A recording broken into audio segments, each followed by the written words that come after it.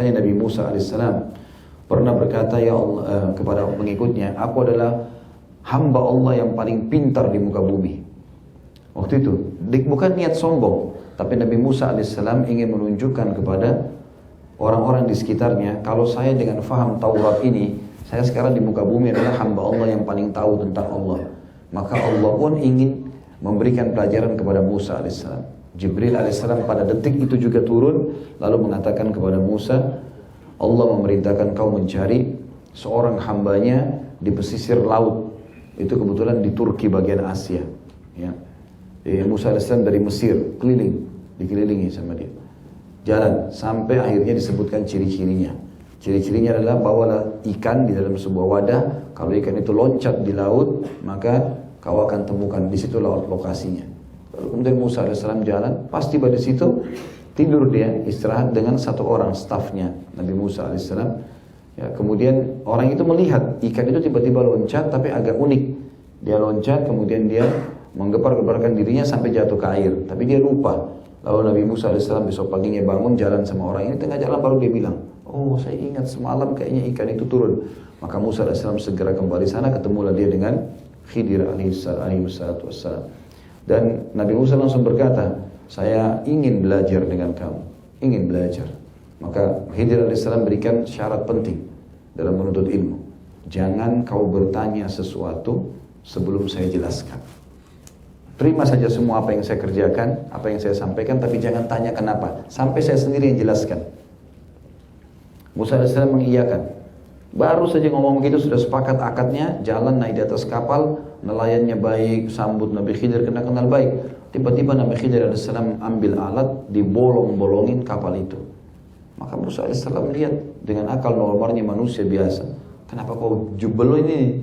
Kenapa dirusak nih kapal? Nabi Khidir sudah bilang, saya sudah bilang, kau tidak bisa sabar, harus tunggu saya jelaskan. Maka kata Musa alaihissalam, baiklah, saya tidak akan bertanya. Jalan sebentar turun, ada anak kecil, ditangkap oleh Khidir, dibunuh. Maka Musa alaihissalam kaget. Musa alaihissalam mengatakan, kenapa kau bunuh jiwa anak kecil, jelas belum balik, gak ada dosanya nih, kenapa harus dibunuh? Kata Khidir, sudah saya bilang, jangan bertanya sampai saya jelaskan. Kau tidak bisa sabar. Kata Musa, baiklah, kalau seandainya setelah kejadian ini saya masih bertanya, sudah selesai urusan kita.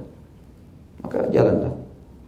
Tidak disebutkan dalam Al-Quran kisah yang lain. Mungkin ada kejadian-kejadian banyak, tapi yang jelas Nabi SAW merincikan dalam sebuah hadis. Setelah itu jalan terus sampai masuk ke dalam sebuah negeri atau kota. Negeri ini tidak ada yang kenal. Tidak ada yang kenal Musa AS, tidak ada yang kenal Khidir AS. Rupanya ada satu tembok mau rubuh, rumah anak yatim, 2 orang anak yatim. Nabi Khidir alaihissalam minta mau tinggal di rumah di dalam negeri itu, tapi orang-orang itu tidak kenal mereka, mau disuruh keluar. Kalau malam biasanya mereka tutup pintu gerbang, tinggal di luar. Kalau pagi mau masuk lagi silakan. Maka Khidir alaihissalam memperbaiki tembok itu. Dia menyentuhnya lalu kemudian dengan mujizat dari Allah SWT jadi bagus tembok itu. Tembok itu sudah lama mau rubuh. Maka Musa alaihissalam cuma kasih masukan mengatakan, Khidir, kalau seandainya kau mau, kau kan sudah perbaikin tembok ini, maka kita bisa minta balasan jasa kita nginap di sini oleh penduduk kampung. Kata Nabi Khidir, sekarang saatnya kita berpisah, hai Musa. Musa, kau tunggu, saya jelaskan. Tapi karena kau sudah menutup sekarang ini, akad kita sudah putus, saya akan ceritakan kamu. Sesungguhnya Allah telah memberikan aku ilmu yang tidak diketahui oleh banyak orang. Jadi belum terjadi, Allah sudah perintahkan mukjizat Nabi Khidir, itu tugasnya dia. Dia keliling di muka bumi ini, menyelesaikan tugas-tugas yang Allah perintah. Dia bilang, kalau kapal yang saya jebol pertama yang kau kaget itu, karena di sekitar situ Allah beritahukan kepada saya ada raja zalim. Dia pada saat itu, pada saat kita turun beberapa saat kemudian akan datang raja-raja itu mengambil kapal-kapal yang masih bagus secara paksa.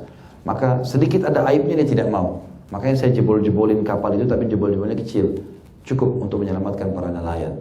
Dan anak kecil yang saya bunuh itu 2 orang tuanya orang saleh, sangat bagus ibadahnya, tapi anak ini durhaka. Dalam beberapa kisah disebutkan anak ini mengajak orang tuanya sembah berhala, selalu kasar sama ibunya, sama ayahnya, menghina, tidak mau patuh. Maka Allah SWT memerintahkan Khidir untuk membunuh anak tersebut. Ya, karena Khidir utusan Allah, Allah penciptanya, maka tidak ada dosa karena Allah yang perintahkan. Kemudian juga anak ini meninggal sebelum balik, maka dia juga bisa selamat. Lalu orang tuanya digantikan dengan anak yang saleh. Setelah itu ibunya hamil, lalu kemudian melahirkan anak yang saleh. Kalau tembok ini, saya bukan mau mengambil balasan dari orang-orang negeri ini. tembok ini sebenarnya saya berdirikan karena Allah perintahkan. Di bawah tembok ini rupanya ada harta yang ayahnya dua anak yatim ini tanam di situ. Dan kalau rubuh tembok ini akan diperebutkan oleh orang negeri ini. Maka Allah suruh saya perbaikin sampai nanti anak-anak ini sudah dewasa, mereka akan menggali sendiri. Kata Nabi SAW, semoga Allah merahmati, semoga Allah merahmati Musa. Kalau dia tidak banyak bertanya, kita juga akan banyak tahu dari Khidir. Tapi di sini teman-teman membuktikan bahwasanya Allah ilmunya sangat luas. Nabi Musa alaihissalam sendiri tidak tahu banyak tentang apa yang merupakan ilmu Allah Subhanahu wa taala.